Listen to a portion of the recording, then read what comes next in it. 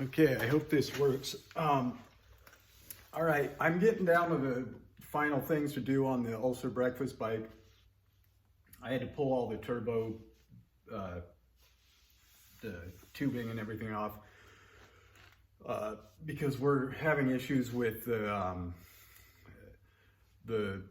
bottom bleed out for the oil on the turbo, the diameter of the hole.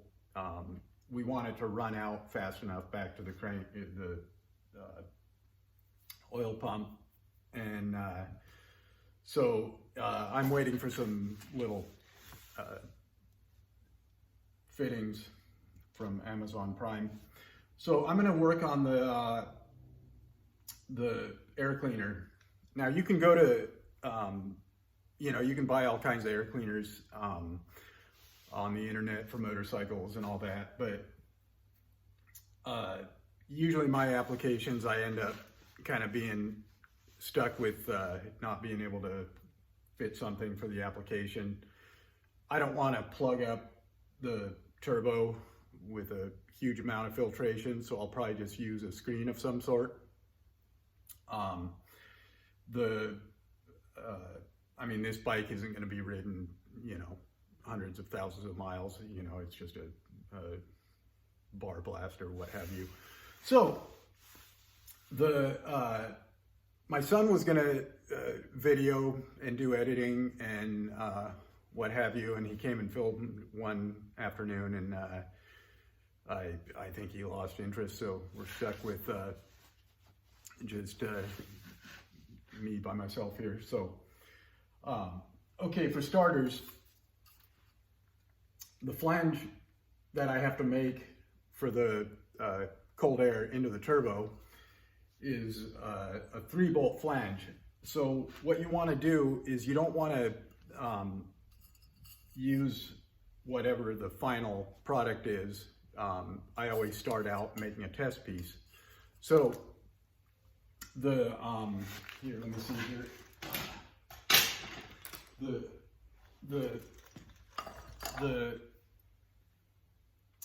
The 3 holes are hard to figure out. You can take a piece of poster board, cut a piece of poster board to about the size and then just press it with your thumb and it'll make indentations for the holes. And then you measure or, you transfer those to a piece. But there's a more sophisticated way to do it, which is with, you can call it a compass or Dremel or whatever. And basically what you do is you find the center line from the center of this hole to the center of the bolt holes. Well, that's all fine and dandy. It's hard to figure out though, because this turbo, there's a spot you can put the center line of your Dremel and get to the center line of your hole, but it's inset about a 1/2 inch. And so it's hard to get it accurate. Now, if it's, you think, oh, well, I can get it close. Well, the problem is I don't know if you can see this, but you can see at the center of the bolt. Let's see if that'll focus. The light shines off it. I put a centering mark in the center of the bolt. So you put the bolt in and you tighten them in all the way, and then you locate your first one to the center of this hole. Well, then you can go, if you have your circle scribed, then you can just locate the first one at a random point, and then you take your Dremel and you go from center to center and center to center, and that theoretically will land all your holes where they go. The problem is if your center line, if you're from here to the center line of your bolts is off even a frog hair, it doesn't work. So that's why there's so many holes in this, because I kept fucking it up. Then on top of that, this third hole down here was off center farther than these two, so it was all throwing me for a loop. Well, long story short, I was able to make the flange and get the locations, and so then this was my final piece.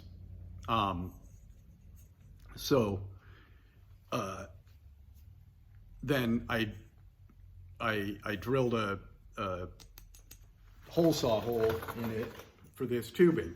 So this is basically the foundation for the air cleaner, where, you know, I'm going to start out. So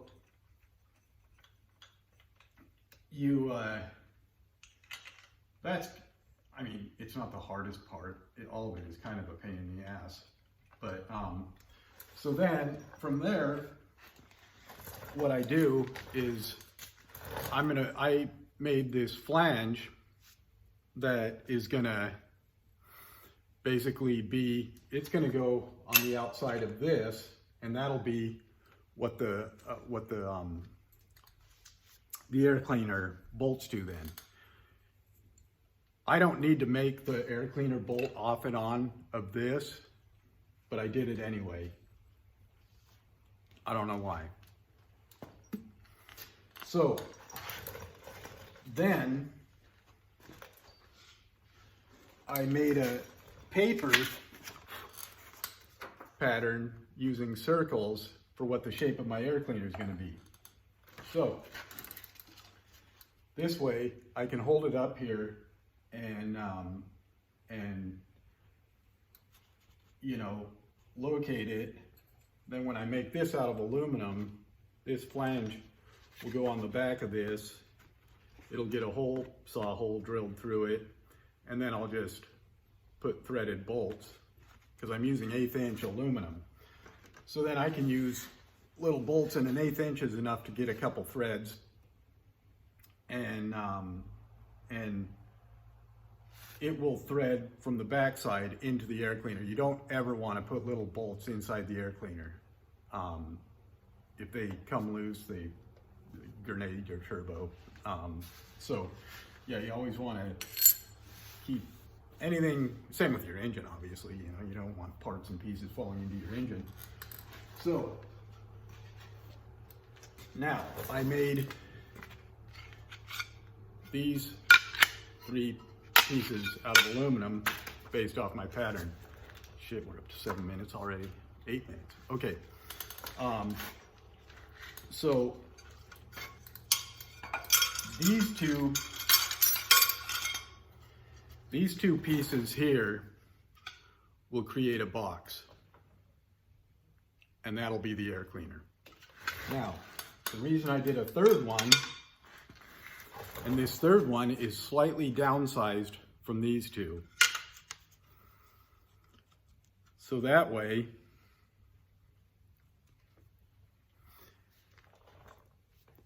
my weld for the box will be out here. This will fit inside the weld.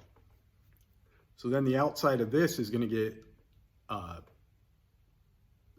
openings cut out of it, and then this will get sandwiched on with bolts on the outside, of course. And then the screen will sit inside of it. Now,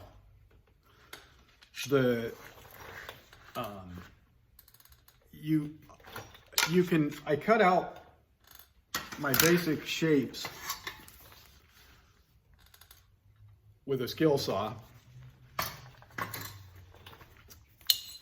out of aluminum. That's not something I recommend doing because you have to pin the guard open, because you just can't hold everything, and it just makes it easier to cut with the guard pinned open. With the guard pinned open, excuse me, you end up with, if it kicks back and goes into your leg or whatever, that's not good. So it's kind of sketchy doing skill saw work with aluminum. I do it all the time, but whatever. But these were kind of complicated shapes, so I ended up doing it with a cutoff wheel. And you have to you have to be, you want them all to be exactly cut on the line. So that way, when you're boxing it and doing all those welds, everything stays square and tight. And this is really time consuming for not a whole lot of reward, but I get them close as I can with the cutoff wheel, and then I file them. So I'll go around. Let's see, and I just file them all the way to the line and get them as perfect as I possibly can. I've got a belt sander, and then I just do the final finish on the belt sander to get them perfect. The reason I don't do it all on the belt sander is because I don't like buying belt sanding belts. They're like, you know, $6, and I can do most of the work with a file. And so that way your belts can last, you know, it's just a 24-inch or 20-inch belt sander. It's a $100 belt sander. And you'll be swapping out belts all the time. And I don't know, I'm just cheap. I don't like spending money on abrasives, if you can do it by hand. So just, and as far as sanding a radius, you can feel it, and you can see the way the light comes off the edge when you're getting perfectly round. I've talked about it in other videos. The eye don't lie. A radius, your eye will see flat spots. Just be careful, because if you file on it for a few days and your part eventually disappears, that means you filed too much. Okay, I'll call that good on this one, and we'll catch up on the rest of the process on the next one.